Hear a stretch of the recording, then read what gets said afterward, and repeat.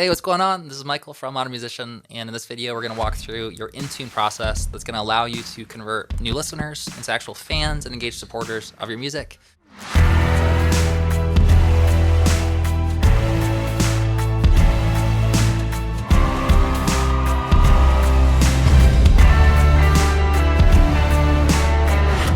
So in this video, we're really going to focus on having more conversations with your fans. And I think the reason that's important is because as humans, we were biologically engineered to be able to have conversations with other people. It's how we learned how to communicate. Your success with your music career is proportional to the amount of conversations that you're having with your fans. The way I view this, we call this your inTune process. And the way I look at it is that this is like tuning up your guitar when you're getting ready to play a show. Even if you're the most talented musician in the world and you're playing the best song of all time, if your guitar is completely out of tune, then it's gonna sound terrible when you actually start performing. And the same thing applies to you and your music and your fans. Even if you're the best, most talented musician and you have amazing songs, if you are out of tune with your fans, then it's not gonna resonate. It's gonna clash, and you're not gonna be able to build a community and build a tribe. And so really, what is the best way to get your guitar in tune? You want to enter the conversation that's happening inside of your prospects' minds. You want to understand your fans so much so that you might even understand them better than they understand themselves. And when you're able to connect with them in that way, it allows you to really create a lot better music, to know what's actually going to land or resonate with them, what's actually going to be valuable to them. It helps you to create better quality offers and things that they actually want, so that you can make a full-time living with your music by focusing on actually giving people, really it's not that hard. You figure out what do people want, and then you give them the thing that they want. Having these conversations is going to be a way to get in tune with your fans, to also co-create the offers. You can ask for their advice and get their feedback. This is also going to help you to improve your targeting over time, because knowing your fans means that you know what are the other artists that they're interested in, and who should I target when I launch my campaigns? Who should I go on tour with? Hands down, this is one of the most valuable things that you could do for your music career, is have focus on having as many conversations as possible with the ideal fans. Part of the reason that I'm doing this free course is because I'm looking for new artists to mentor personally. The goal is to build a profitable funnel that allows you to focus on your music full time, so that you can wake up every day with messages from new fans who are discovering your music, who are genuinely enjoying it, and you don't have to rely on just the same friends, fans, and family to listen to your music. My band Paradise Fears, we went from a point where we lived in our van to releasing an album that hit #2 on iTunes and touring worldwide with about 24 million streams on Spotify without a record label, independently. When I started my family about 5 years ago, I was kind of like a basketball player who became a coach. I started this business, Modern Musician, to be able to coach and help other artists to be able to build a successful music career. In the past year alone, our artists have generated over 96 million streams with their music.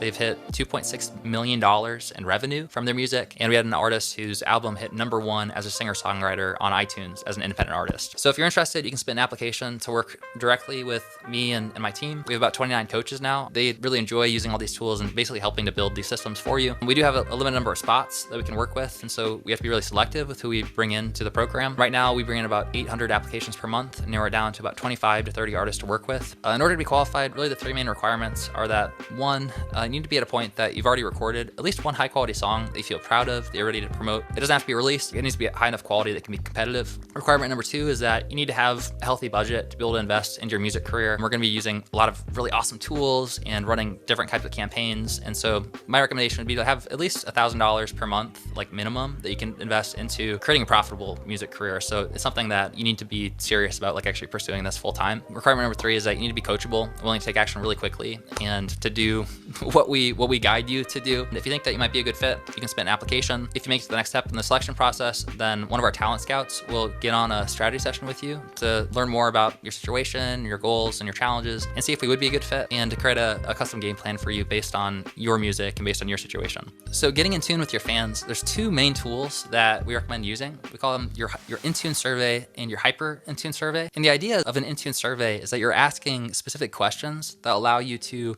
listen and tune up the guitar based on hearing the responses from your fans. To have a good conversation, asking questions is the ultimate way to have a good conversation, asking the right questions. So I think that it's gonna be really helpful to kind of have this framework. But a lot of it comes down to just being a human being and being, focusing on wanting to understand other people and to build a real relationship. And so I'm just gonna walk through the framework that we recommend when you're having a conversation one-on-one with your fans. And then I'm also gonna walk through how do you start having these conversations with fans? How do you invite them to it as well? The process is that someone joins your Street Team community, and then they can click on a button to schedule a private meet and greet with you personally. So these calls, you want to be able to make between $50 to $100 an hour in terms of like your time on these one-on-one sessions. They're a really valuable use of your time because they're designed in a way that you can connect with your fans, and also you're making your offers on the back end. The first part of the conversation, I would always start by just building rapport and having a quick intro. You might be playing some music for them as they enter the Zoom call. You could ask, where are you from? I think that's a good starting question because as humans, that's one of the first natural questions we'll ask. And you can build a little bit of rapport. Like, oh yeah, like I actually have been out in California just like last month. And like, oh, cool. Like I live in Orlando, Florida. Then I would move to sharing an overview of the meeting. You can let them know like, hey, so here's how this usually goes. So basically I have a list of questions I'm gonna ask you so I can get to know you a little bit better. And this is really helpful for me as I'm growing my music career, just to understand you better and figure out how can I create something that's like super valuable for you with the community, and what can I create in terms of new merchandise and different experiences, and what do you look for in songs. So this is basically super helpful. I really appreciate you getting on these calls with me. And I'll share my story a little bit, play some music, and then we'll brainstorm some ways for us to be able to connect more. Sound good? And they'll be like, yeah, sounds great. It's like, okay, cool. And then I would have like a list of what we call inTune questions. These are all usually gonna be related to learning more about them and their musical journey. One great question to start out with is asking, why did you join my music community? And what exactly were you looking for in joining the Street Team? That's a great question because you're probably gonna get some really good feedback for why they joined in the first place, kind of what they're hoping for, what they're looking for. So what do you look for like in a new song? Like what makes a song great in your eyes? Or what are some of your favorite songs right now that you've been listening to? And that can be really valuable for just understanding specifically like what it is about your songs that they really resonate with. Who knows, maybe you should take the thing that everyone loves that you're doing and do it a little bit more in more of your songs. You might also ask, who are some of your favorite artists you've been listening to lately and why? Like, why are you a big fan of them? You could ask, what's one of your favorite songs right now and why? You could ask, what are some of your favorite musical experiences you've ever had? So you could say, like, what's one of your favorite concerts you've ever been to? Or have you ever gotten a VIP experience with a fan? What was your favorite VIP experience? And I would also ask, what are some things that I could do to make this community and my music, even more valuable for you? Again, you can pull out ideas where even things that you would never think of, where they're like, oh, well, this would actually be really cool if you did this. You're like, wow, that's really interesting. I never thought about that. Like, would you be interested if I did that? Yes? Okay, cool. Let's do that.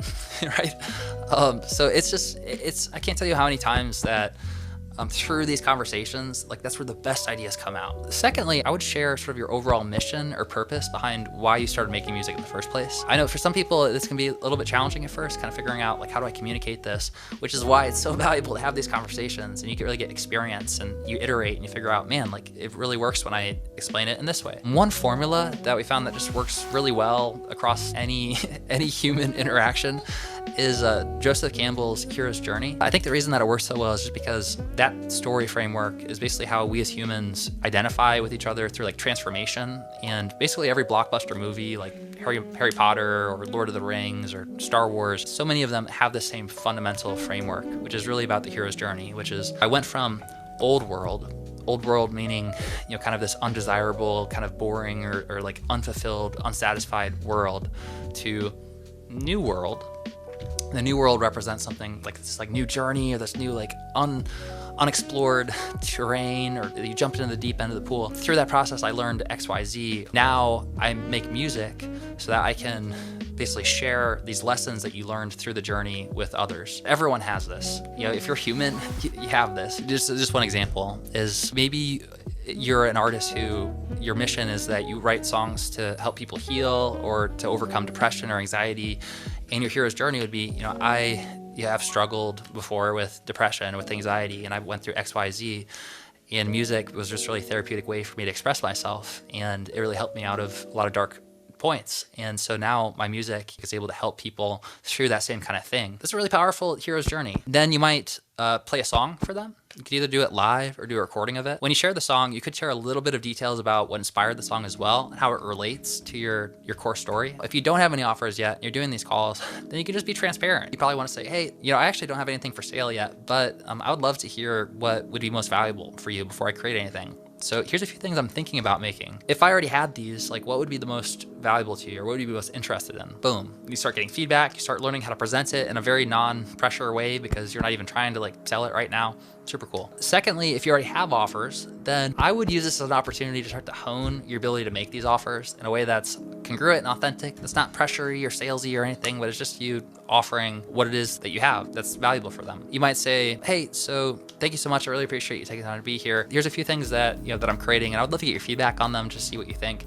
And so you share the different items, and then you might ask, so, just out of curiosity, like which of these are you most excited about, or which one would you be most interested in if it was available right now? Then you could say, normally on the website, this costs $120. But if you're interested, because you're here right now, you're awesome, and I want to say thank you, I would actually hook you up with a discount, and I could get it to you for XYZ, and I'd be happy to sign it for you.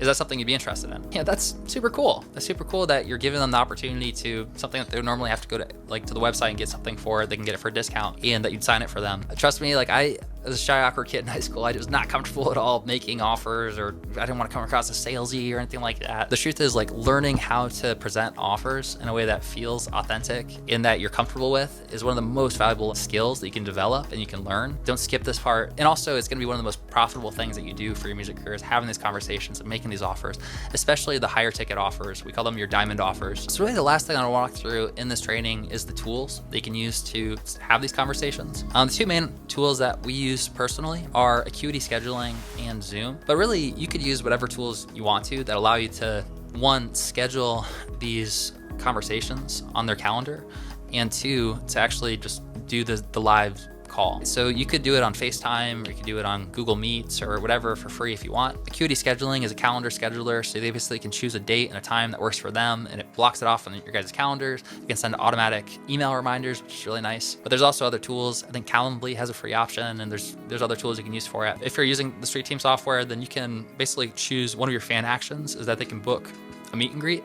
And if they book that meet and greet, then they can essentially get points for booking the meet and greet, and they can use that directly to schedule one of these and connect with you. Eventually, as you grow, you're not gonna be able to get on as many calls with everyone as possible. So you probably wanna have some sort of filtration or some sort of application process. You basically just put a link to your scheduler when they click on the button, or you can send a link to your application process. The last thing I wanna mention here in terms of the software and the tools, it's a little bit geeky, but it's super important. If you don't do this, then a lot of times people just won't show up for the calls, and 50% of them will actually show up. You'll be like, why does everyone hate me, or what's going on? And the reason is because a lot of times they just forgot, or they schedule something over it, they feel embarrassed. The email reminders are super powerful. They're gonna significantly increase the amount of people that actually show up to the calls. So the ones that I recommend making are a reminder on confirmation. So when they first book the call, giving a confirmation email with the Zoom link or whatever it is that they're using to do the meeting. 3 days beforehand, optionally, you could have an email that goes out that says, hey, looking forward to our call in a few days. By the way, could you share a link to one of your favorite songs you've been listening to lately? And you can actually use that when you get on the call with them to play a cover song or to surprise them or do something cool. So I think that's a really cool one. 1 day beforehand, you want to have a reminder that just goes out and says, hey, looking forward to talking in 24 hours. Here's the link. Can't wait to see you there. 3 hours beforehand, you want to have a really simple follow-up that just says something like, hey, looking forward to a call in a few hours. Just double check in to make sure that we're all set. If you have to reschedule or something, then they'll let you know, and that way you won't just show up for the meeting and have a no-show. Lastly, the 1 hour reminder is great. It just goes out an hour beforehand and it says, hey, here's the link. Looking forward to talking soon. If you're a ninja and you want to set up some extra stuff, you actually could have text message reminders that go out maybe an hour beforehand, maybe a day beforehand. There's some good times for it. This is going to cover your bases for the most part. And a lot of tools are going to have this built in by default. You just have to add them. The action steps for this training are, one, to set up your call scheduling account on either Acuity Scheduling or Calendly or whatever you use for it. Secondly, you're going to choose your calendar availability. So using one of those tools, you're just going to set, what times am I available to meet that I would like to meet with people each day, and then you'll create the appointments. Then you'll set up the email reminders so that when someone schedules the call, they get reminded of it and they actually show up. Secondly, you want to set up your Zoom account so you can actually hop on those calls and have conversations with your fans personally. The next step is to have a conversation with a new fan.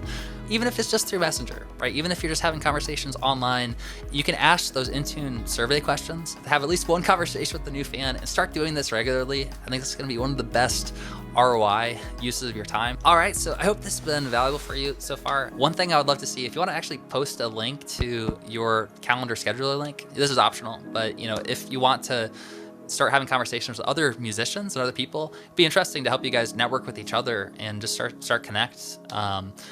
Yeah, I think that, again, having conversations in general, face-to-face, is just a really valuable process. So you can do this with each other if you'd like to. And otherwise, if you want to leave a comment, give me some feedback on if this has been valuable for you. Awesome.